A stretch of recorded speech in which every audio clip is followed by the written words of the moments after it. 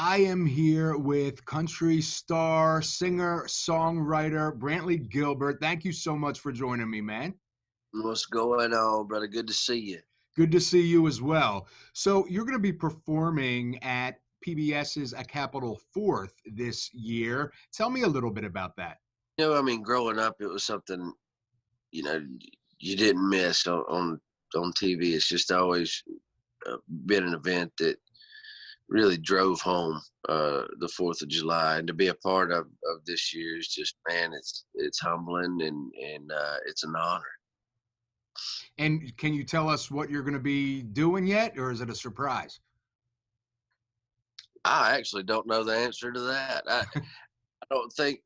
Hopefully, it's not a surprise. I'm going to be singing my new single, "Hard Days."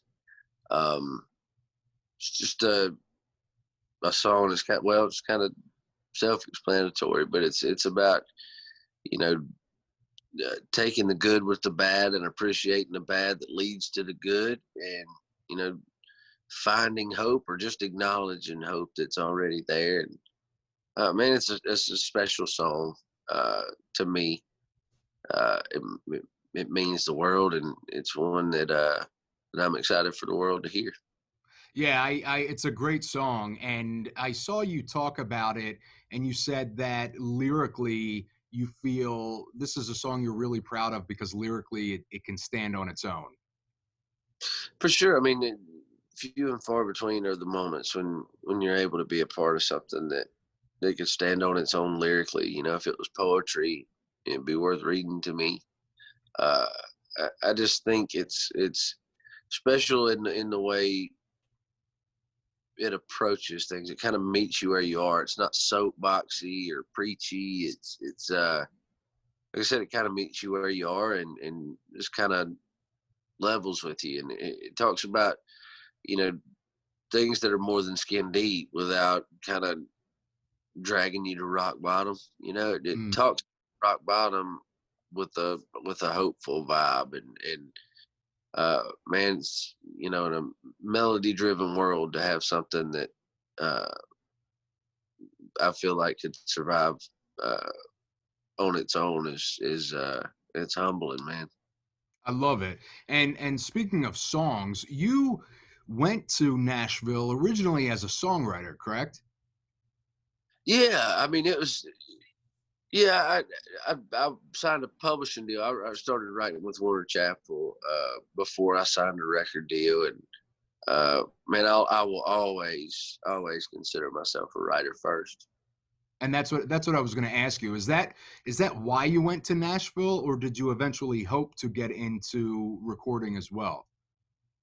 Well, man, honestly, it wasn't so much of a Nashville was the end goal for me. We actually tried in the beginning to stay out as much as we could. I was terrified of some some horror stories I'd heard about labels or other folks kind of trying to change who people were, or that, and man, we had something that worked, and it wasn't accidental. We were just really blessed to be able to develop what we did, and man, really, we started here in Georgia and worked our way around to where we were playing all the way out in Texas, and played some shows up all the way up in Chicago.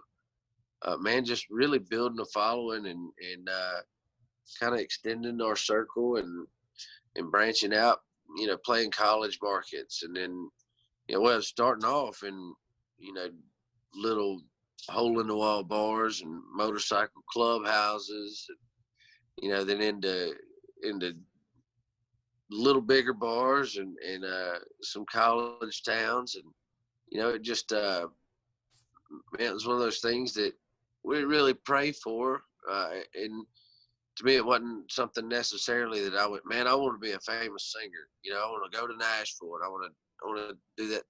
That was never really my deal. It was, the things that we were able to accomplish together as a family and as a team really led us there. That was the place we landed inadvertently. I love that. And then, of course, you went on to co-write some amazing songs, incredible hits, and your last 3 albums have gone #1. Congratulations on that. Thank you so much, my friend. I appreciate that. Yeah, and what's that like for you as not only a songwriter but as an artist to, I mean, #1 is can't get any higher than that. That's top spot, right? Um, Exactly. for me, man, every time, it's makes it especially, I think being a writer does make it extra special. And I probably enjoy it more on that end as a writer than I do an artist. But more than anything, man, I think for me, when I said we have a family, we do. The guys that I work with, the guys that are on the road with us, my band guys, my crew guys, management, the label, we're all a giant team, and it really is a family, man. So, when something like that happens, whether it's a #1 song or a #1 album, or it's that chance for all of us to be proud of something that we built together. You know what I mean? And celebrate together, and it's a big team win, and man, that means as much as anything to me is seeing the guys and girls that have worked so hard around me be able to enjoy that moment with me. And it's I think that's more than enjoying it as a writer or an artist. I think experiencing it as a team and as a family is where it's at. That's awesome. And it's cool because as you said, you were a little nervous as you started out to lose who you were and where you came from. And look at you now, you're able to celebrate with your team, your family. Yeah, man, it was we're extremely blessed, man. God gave us a lot more platform, a lot more spotlight than we ever asked for, and some of the things that we've had the opportunity to share that spotlight with has been absolutely amazing. Especially with veterans and things, it's just man, it's a huge life changing thing, and I'm surrounded by people that not only care about what we're doing, but hold me accountable, and we kind of hold each other accountable. And it's just a special thing. I love that, using your platform for good. I mean, that's really what it's all about. So, that's awesome. And I got to ask you, this is a random question, but what is with all the shirtless pictures of you everywhere? What happened? There's all these shirtless photos of you online. Really? Yeah. There's like I don't know if I came on like a fan site or something, and I'm like going through the photo albums, and I'm like, what is this like going on? I just thought it was a funny thing, Man, I'll have to take a look into that. I don't. I guess they're collecting them, Man, I mean, a lot of times now, even in my life, it's not so much trying to show anything off or anything. I'm just from Georgia. It's humid as hell here. I don't wear a shirt a lot. Right. uh, I will say nowadays it doesn't come off as much as it used to, especially not around large groups of people that are taking pictures and posting them on the internet. I don't think my wife would dig that all that much. There you go. Morbid ink now, so but yeah, that's kind of funny. I don't know, I have to dig into that. Is that like a new thing maybe?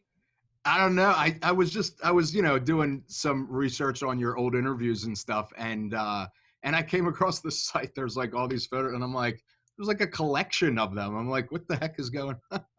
I just thought it was funny. So now when you get bored, you'll have to Google it. Yes, my luck, somebody walk in and be looking at shirtless pictures of myself and be even more questionable. So last question, you were set to go on tour. Are you having, with everything going on and Hard Days, is that going to be off of a new album? And if so, will the tour, when it happens, support that album? Man, it's so hard right now. say what's next.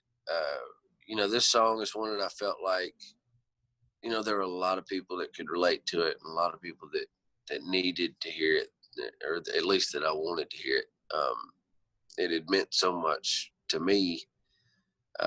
It's one of those things, like when we did One Hell of an Amen, the guys that I wrote that about, like I saw what their legacy did for their communities and, people around them. And I just wanted to take that to the rest of the world and see, what they took from it. And this song is right there along those lines. It's like, it meant a lot to me. I can't wait to see what it means for everybody else.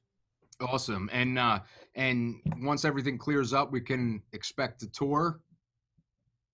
Yeah, man. I'll tell you, I've been a road dog for well over half of my life. It's what I do. It's part of who I am. I have to be careful not to bitch too much, because there are a lot of people in a lot worse situations than I am or than we are. But that being said, it is extremely different. You're programmed. I feel like we all program ourselves to operate in a certain way, and man, this is a big part of me. It's not just what I do for a living, right? It's not just something I love to do. It's a part of me. It's a part of my life, and being that what you see is what you get, guy, that kind of comes with the territory. But man, as much as anything, you miss, playing shows. But hey, I really miss family, that we have out there. Me and my guys built a massive building together. I think more than anything, just to spend time together. But man, being able to interact with fans and hear their stories and shake their hands, and it's all, it's everything about it that makes it what I love to do, right? It's not, the shirtless pics or I honestly mean that. The fame and all that, it is what it is. I could do without that, but the people that I've been able to meet and the opportunities that have presented themselves through what it is that we do have been absolutely incredible. Love playing music, love doing it with my guys, love being on the road, but love the people that we're doing it for as much as anything. So I'm as ready as anybody to get out there. I promise you. We're trying to find ways. We've been inspired, by different people finding avenues to kind of perform. We're trying to figure out where we fit in and all that. And we want to make sure what we do is the right move. But I promise we are working every day to try to get back out. Awesome, man. Brantley, thank you so much for speaking with me. Thank you for what you do for the troops and, and as I said, using your platform for good, man. It's awesome to talk to you. I appreciate it, my brother. Thank you so much for having me, man. Thank you.